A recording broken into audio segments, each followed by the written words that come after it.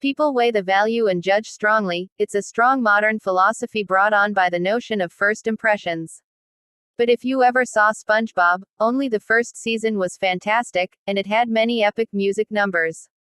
That's why the modern concept of judging other people will never work for good. They judge, and then they're hated for judging. And they justify their judgments because you show no value. But you don't show your value because you don't like them enough to express yourself towards them. It's a death spiral of judge, hatred, and a lack of a show of value. Inadvertently, they show their own value, and their own value becomes absolute garbage when they especially esteem their own value based on being smart, and they can't figure this stuff out. And on top of that, the immoral people will sweep all their evil under the rug as if it doesn't exist, and still call themselves valuable even though all they could do is make you hate them even more.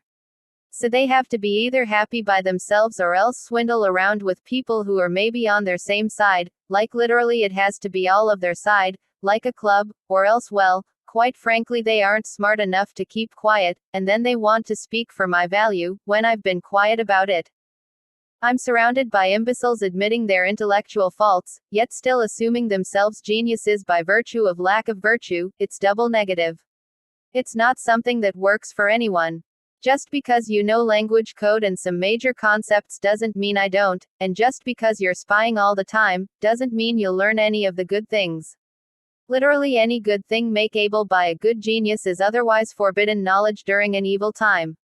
But then denial as a first instinct to people much unlike myself, could just move on to someone else instead, they say.